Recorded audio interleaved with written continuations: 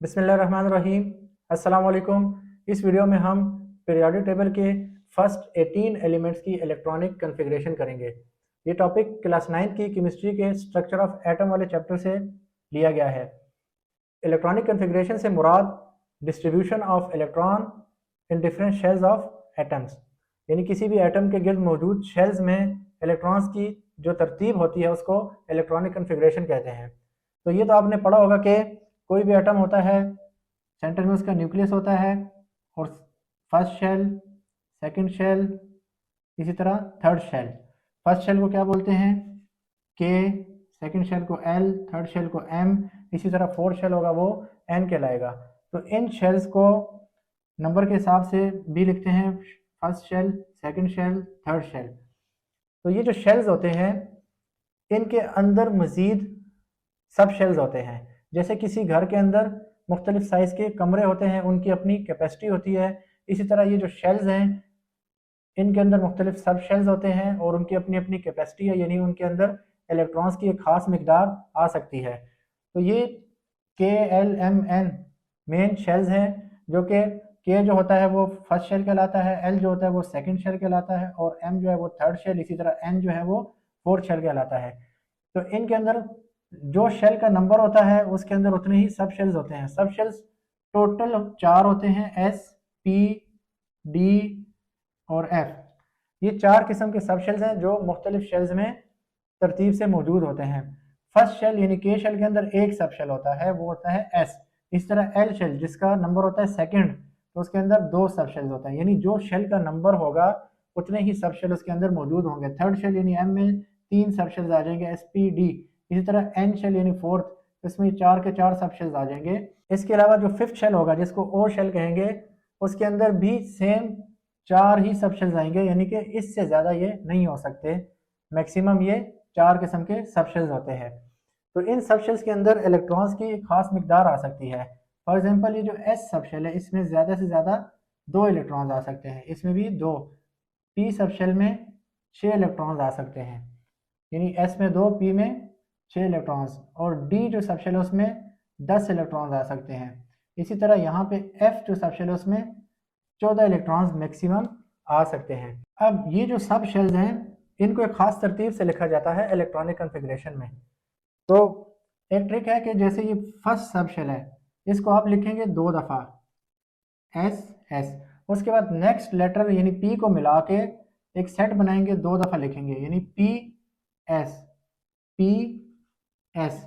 इसी तरह अब पी से अगला लेटर डी, डी को बाकियों के साथ मिला के 2 दफ़ा लिखेंगे, यानी डी, उसके बाद पी, उसके बाद एस, और इसको दोबारा लिखेंगे डी, पी, एस। इसी तरह आखिरी सब शेल यानी एफ को बाकी पीछे वालों के साथ पूरा सेट बना के 2 दफ़ा लिखेंगे, F, D, P, S, F, D, P, S.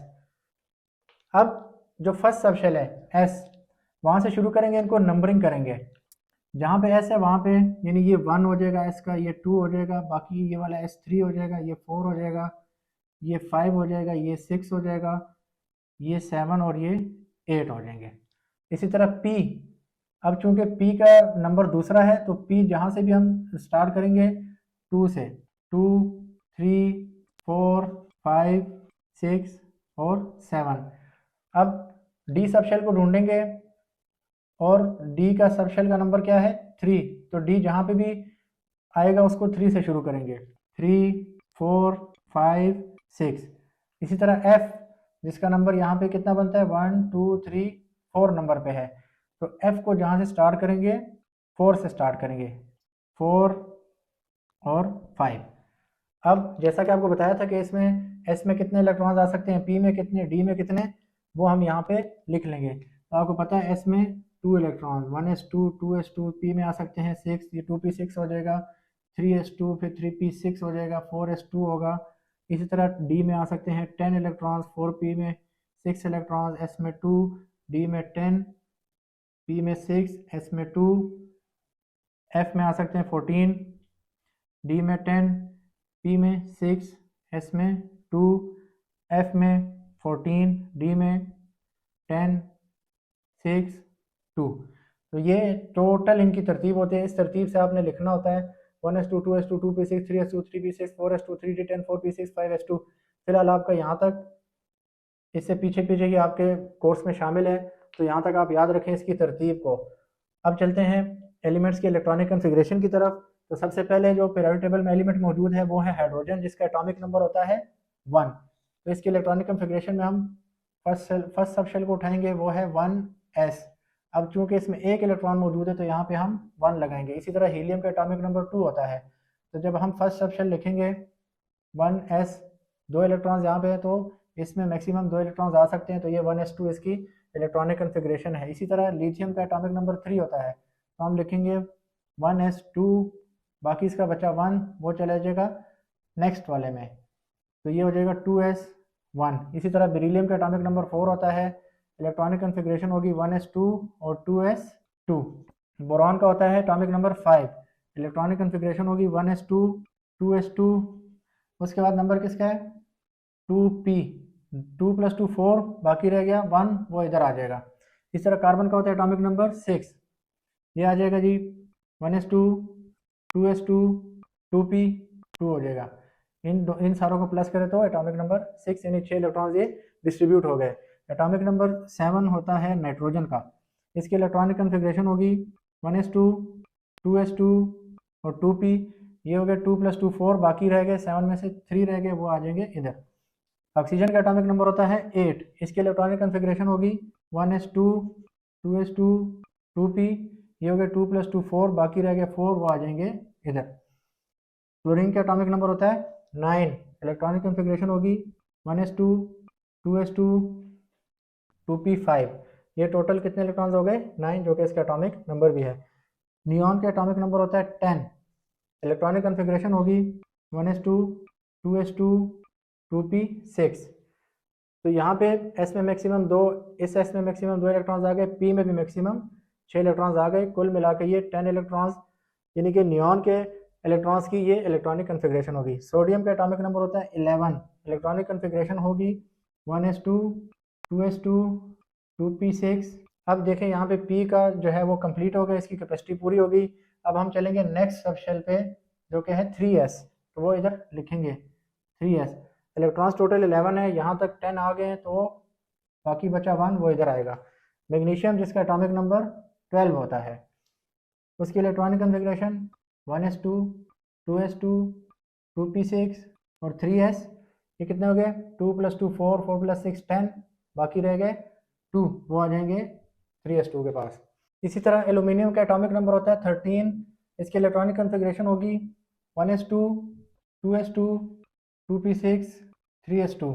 यहाँ तक देखें 2 + 2 4 + 6 10 + 2 12, जबकि एटॉमिक नंबर है 13, यानी कि अब हमें 3s से आगे नेक्स्ट सब शेल यानी कि 3p को भी लिखना पड़ेगा और उसमें एक इलेक्ट्रॉन आएगा। इसके बाद सिलिकॉन का एटॉमिक नंबर होता है 14, इलेक्ट्रॉनिक कन्फिग्रेशन हो जाएगी 1s2, 2s2, 2p6, 3s2 और 3p2 हो जाएगा। 2 + 2 4 + 6 10 + 2 12 + 2 14। फास्फोरस का एटॉमिक नंबर होता है 15, इसकी इलेक्ट्रॉनिक कन्फिग्रेशन होगी 1s2, 2s2, 2p6, 3s2 और 3p3 हो जाएगा। 2 + 2 4 + 6 10 + 2 12 + 3 15। सल्फर का एटॉमिक नंबर 16 होता है, इलेक्ट्रॉनिक कन्फिग्रेशन बन जाएगी 1s2, 2s2, 2p6, 3s2 और 3p4 आ जाएगा। इसके बाद क्लोरीन का एटॉमिक नंबर होता है 17, इसकी electronic configuration 1s2, 2s2, 2p6, 3s2, 3p5। 5 + 2 7 + 6 13 + 2 15 + 2 17। और आखिरी हमारा जो है वो है आर्गॉन, जिसका एटॉमिक नंबर होता है 18, इसकी electronic configuration 1s2, 2s2, 2p6, 3s2 और 3p6। 6 + 2 8 + 6 14 + 2 16 + 2 18। तो ये थी पीरियोडिक टेबल के फर्स्ट 18 एलिमेंट्स की इलेक्ट्रॉनिक कन्फिग्रेशन, जो कि आपके कोर्स का हिस्सा है। तो यहाँ तक कम से कम आपको आने चाहिए। सेम तरतीब है और इसी तरतीब से आप आगे चलते जाएं तो आप पीरियोडिक टेबल के तमाम एलिमेंट्स की इलेक्ट्रॉनिक कॉन्फ़िगरेशन कर सकते हैं। तो उम्मीद है आपको आज का लेक्चर समझ आ गया होगा। इस हवाले से अगर कोई कन्फ्यूजन है तो आप नीचे कमेंट बॉक्स में ज़रूर मेंशन करें। वीडियो अगर पसंद आई है तो इसको लाइक करें, चैनल को सब्सक्राइब करें और अपने दोस्तों के साथ शेयर करें।